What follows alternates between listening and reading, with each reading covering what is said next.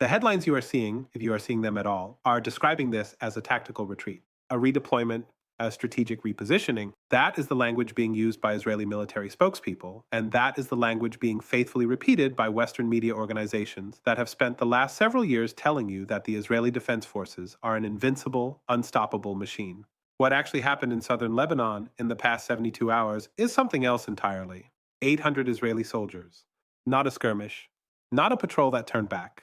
800 soldiers, multiple units, laying down arms or withdrawing under conditions that senior Hezbollah commanders are now openly describing as surrender. The largest single collapse of Israeli ground forces since this current phase of the conflict began, and the American networks that covered every Israeli military announcement as though it were delivered from Mount Sinai are now almost completely silent about it. I want you to think about that silence for a moment, because silence in geopolitics is always louder than the words it replaces. In the next 20 minutes, I am going to walk you through exactly what happened in southern Lebanon, why this development is strategically catastrophic for the Israeli position in a way that goes far beyond the battlefield, why the governments in Washington and Tel Aviv are desperately trying to contain the narrative, and why, and this is the part that matters most, this may represent the beginning of the end of a particular chapter of this conflict, and not in the way the architects of this war intended.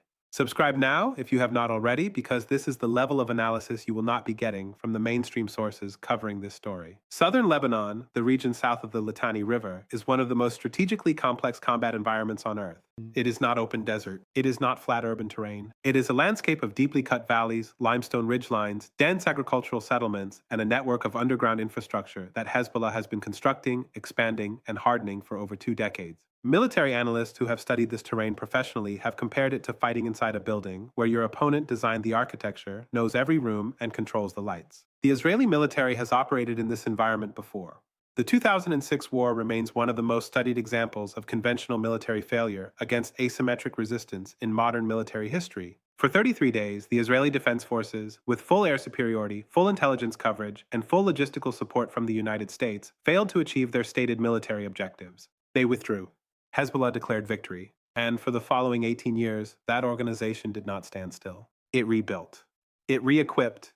It trained. It dug deeper. According to reporting confirmed by multiple Western military analysts and acknowledged indirectly by Israeli officials themselves, Hezbollah by 2024 operated an underground tunnel network in southern Lebanon that extended for hundreds of kilometers. Not dozens. Hundreds.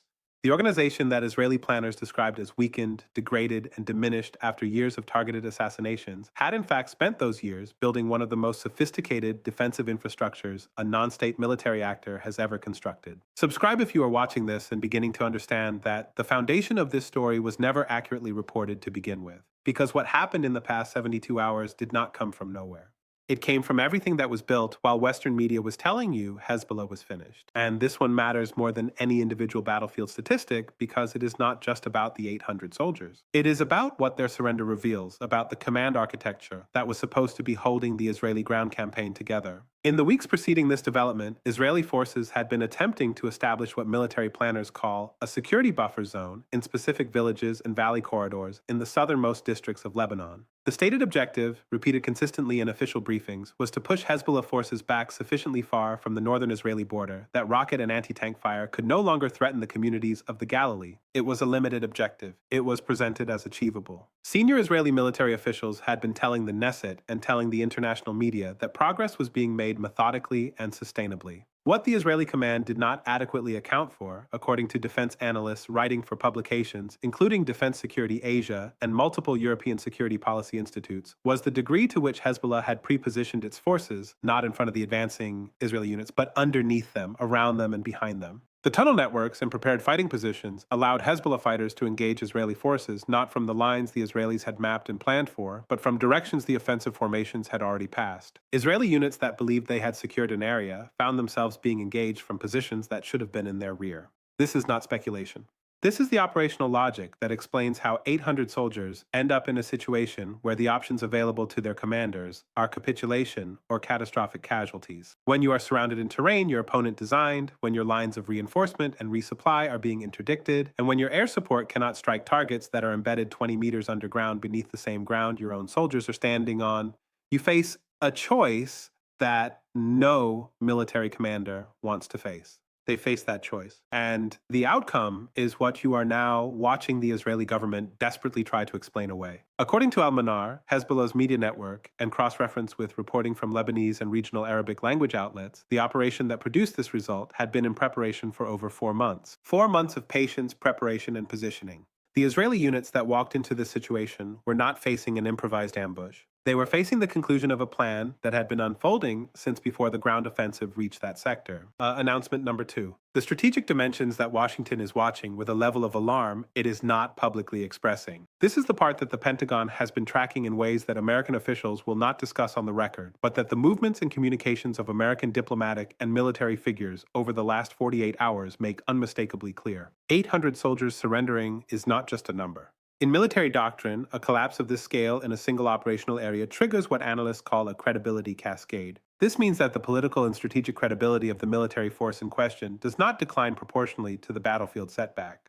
It declines exponentially. Because every actor watching this conflict, Hezbollah's broader command structure, Iran's Revolutionary Guard advisors, Hamas leadership, Syrian military planners, and crucially, every government in the region that has been calibrating its own position based on assumptions about Israeli military dominance, every single one of those actors is now running a fundamental reassessment. The assumption that has governed the Middle East's strategic balance for over 50 years is that Israeli military power, while it can be challenged in limited engagements, is fundamentally undefeatable in sustained ground combat by any non-state or regional actor. That assumption has been the anchor of American strategic posture in the region. It is the reason American diplomatic pressure on Israel carries different weight than American diplomatic pressure on other countries. It is the reason that deterrence in this region has functioned the way it has. Stay with me, because this is where the analysis completely changes and where the implications extend far beyond the hills of southern Lebanon. When the International Crisis Group published its assessment of post-2006 deterrence dynamics in the Levant, it concluded that the credibility of Israeli deterrence rested not on the outcome of any single engagement, but on the perception of systemic invincibility. The 2006 failure cracked that perception. What happened in the last 72 hours does not merely crack it further. It introduces a fracture line that every adversary of Israel in this region will now attempt to widen. Bloomberg reported that senior American officials were in direct communication with the Israeli Defense Ministry within hours of the first confirmed reports of the collapse. The nature of those communications has not been publicly disclosed. What has been reported by Reuters and confirmed through regional diplomatic sources is that the United States conveyed, in terms that were described by one Israeli official as unusually direct, its concern about the public presentation of this development. In other words, Washington is not worried about the 800 soldiers. Washington is worried about what the 800 soldiers tell every other government in this region about what is actually possible. Announcement number 3. And this is the one that almost nobody in the Western media is connecting correctly. The internal political consequences inside Israel that are already beginning to fracture the coalition that has sustained this war. When you understand the Israeli domestic political architecture and you understand what this military collapse means within that architecture, the next 30 to 60 days of Israeli political life suddenly become far more turbulent than the government in Jerusalem is publicly willing to acknowledge. Prime Minister Netanyahu has sustained his government's survival through a combination of wartime unity politics and a security establishment that has consistently provided him with military successes he could present to the Israeli public as validation of his strategy.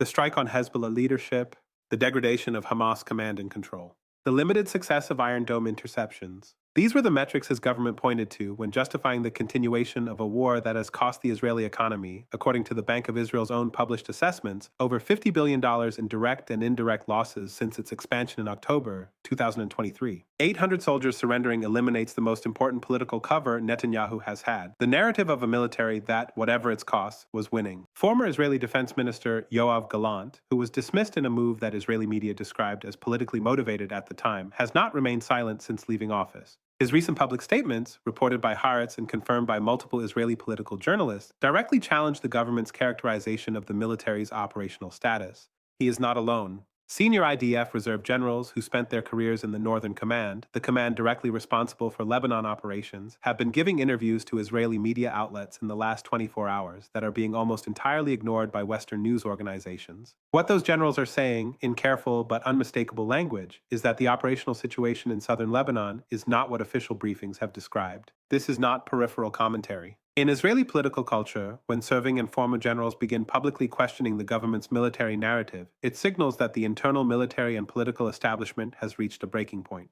The last time this happened at this scale was in the aftermath of the 2006 Lebanon War. That war ended with a commission that produced findings so damaging that they contributed directly to the political collapse of the government that conducted it. The Israeli public is watching what happened in southern Lebanon, and the Israeli public, whatever its political divisions, has one non-negotiable standard for its government: protect the soldiers. When 800 of those soldiers are the story being managed rather than the soldiers being brought home, that political covenant is under enormous stress. Received. That is announcement number 3. Now let us talk about what is really happening behind the headlines, because there are two stories unfolding simultaneously, and the mainstream Western media is, with very few exceptions, covering only one of them. The story they are covering is the Israeli government's official narrative: repositioning, tactical adjustment, continued commitment to operational objectives. The spokespeople are professional, the briefings are polished, and the language is calibrated with the kind of precision that tells you an enormous amount of political energy has gone into producing it. When a government works that hard on its description of events, it is almost always because the events themselves cannot survive unmediated contact with the public. The story they are not covering, or are covering only in fragments that they are not connecting into the larger picture, is the story of how this happened and what it means for the next phase of this conflict. Think carefully about what this represents geopolitically. When 800 soldiers of the Israeli Defense Forces, an army that receives more American military assistance per capita than any other force on Earth, an army equipped with the most sophisticated American weapon systems, find themselves in a situation in southern Lebanon where the options available to their commanders produce an outcome that Hezbollah is now openly describing as the largest surrender in this conflict's current phase, something fundamental has shifted in the operational calculus of this war. The French government, which has been involved in diplomatic efforts around the Lebanon file for over a year, released a statement through its foreign ministry that was notable not for what it said, but for what it conspicuously declined to say. There was no condemnation of Hezbollah. There was no affirmation of Israel's right to continue operations. There was instead a carefully worded call for immediate ceasefire negotiations and a reference to the changed conditions on the ground. That language, change conditions on the ground, from a Western European diplomatic statement about Lebanon, is the diplomatic equivalent of a verdict. The British Foreign Office issued a statement within hours that was similarly notable for its restraint. Not silence. Restraint, which is a different kind of message. The European diplomatic community, which has spent over a year carefully calibrating its public distance from American-backed Israeli military operations, is now signaling through the language of its communiques that the strategic assumptions underpinning Western support for the continuation of this campaign are under fundamental review. And here's the personal dimension that the abstract geopolitical analysis can obscure. Real Lebanese families are living through this moment. Real Israeli families are waiting for information about their sons and husbands that the government is not providing with anything approaching adequate transparency. Real communities on both sides of this border have been living under the weight of this conflict for over a year. When we analyze the political and strategic dimensions of what happened in the last 72 hours, those human realities are not a footnote. They are the entire reason any of this analysis matters, because wars are not conducted between abstractions. They are conducted between people, and the costs accumulate in a currency that no official briefing ever fully accounts for. This pattern has repeated itself throughout history, and every time it repeats, the outcome follows the same fundamental logic. The most precise parallel for what we are watching in Lebanon right now is not 2006, though that comparison is instructive. The most precise historical parallel is the Soviet experience in Afghanistan, specifically the period between 1983 and 1986, when Soviet military planners repeatedly assured the Politburo that the Council Search and Mifalsini, the Council campaign was progressing according to plan, that the resistance was being degraded, and that the combination of air power and ground force superiority would ultimately produce the strategic outcome the operation required. What the Politburo was not being told clearly enough, and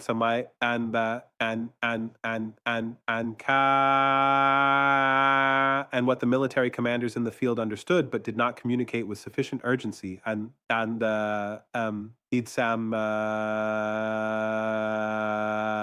was that the resistance had not been degrading. It had been adapting. It had been absorbing the pressure, learning from each engagement, and developing tactical and operational responses to Soviet methods that progressively neutralized the advantages of conventional military superiority.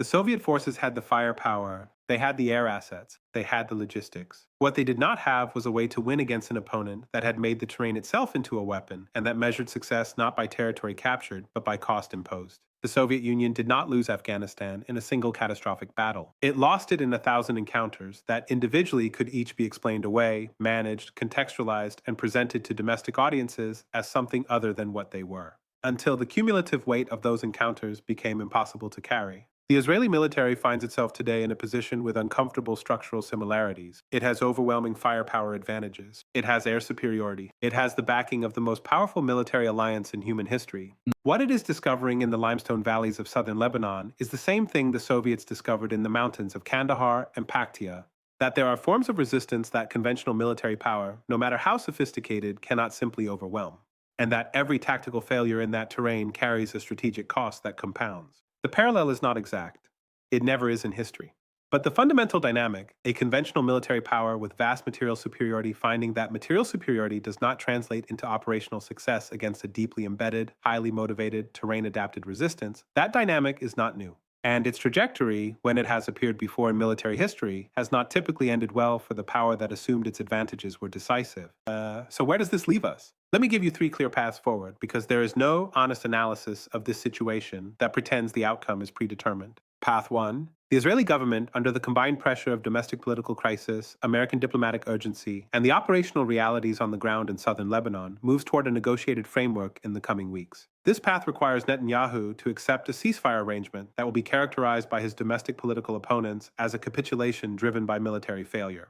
It is the path that most regional diplomatic actors are actively working toward, and the path that the European diplomatic signals of the last 48 hours suggest they believe is necessary. If this path occurs, it will be presented publicly as a strategic decision, not a military compulsion. But the 800 soldiers surrendering in southern Lebanon will remain in the historical record, regardless of how the diplomats package what comes next. Path 2. The Israeli government escalates, attempting to change the narrative through larger operations, potentially including strikes deeper into Lebanese territory or against infrastructure targets, seeking a military development significant enough to restore the credibility the current moment has damaged. This path carries the risk of direct escalation, with Hezbollah's full military capacity, which according to Israeli intelligence assessments that have been reported in the Israeli press, represents a substantially greater threat than anything the current phase of this conflict has yet tested. It is also the path that the United States, based on the diplomatic signals emerging from Washington in the past 48 hours, appears least willing to support without significant conditions.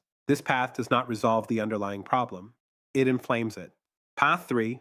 The situation enters a prolonged stalemate in which neither side achieves a decisive breakthrough, the human and economic costs continue to accumulate, and the political pressure in Israel, in Lebanon, and in Washington gradually produces the conditions for a negotiated end that neither side will describe publicly as the outcome the military situation actually produced. This is historically the most common resolution to conflicts of this type, and it is the path that produces the least satisfying headlines but the most durable outcomes. I think we are closest to a version of Path 1 intersecting with elements of Path 3. The scale of what happened in the last 72 hours is too large to be managed indefinitely by information control. The domestic political pressure inside Israel is building with a velocity that Netanyahu's coalition has not faced at this intensity before. And the American appetite for providing political cover to a military campaign that is now producing outcomes of this magnitude is not unlimited. But here's what I want you to watch as this develops. Watch the statements from the Israeli opposition, specifically the retired generals who are beginning to speak. Watch the American diplomatic communication patterns, not the public statements, but the timing and the seniority of the officials involved in regional conversations. And watch the Lebanese political space, where the political forces that have historically opposed Hezbollah and the forces that have aligned with it are now navigating a moment in which the military outcome on the ground has shifted the internal Lebanese political calculations in ways that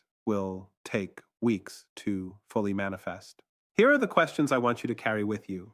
Does the Israeli government possess the political capacity to move toward negotiation without its coalition collapsing? Can the United States simultaneously maintain its strategic relationship with Israel and credibly engage the regional diplomatic framework that is now being constructed around this new reality? And perhaps most importantly, what does this moment mean for every other actor in this region who has been watching and waiting and calculating? Tell me in the comments what you think the next move from Washington is going to be. Tell me whether you believe the Israeli government can survive the political pressure the next 30 days are going to generate. And tell me which path you believe we are actually on, because I want to know what you are seeing that I might be missing. We will keep tracking every development as it comes. That is what this channel exists to do. Every single day, with the level of seriousness and analytical depth that the gravity of these events demands. Subscribe now. Share this analysis with everyone in your network who is trying to understand what is actually happening in Lebanon. Not the managed version, not the briefed version, the real version. Turn on notifications, because the next 72 hours are going to produce more developments that the mainstream coverage will not give you the framework to understand. And we will see you in the next analysis.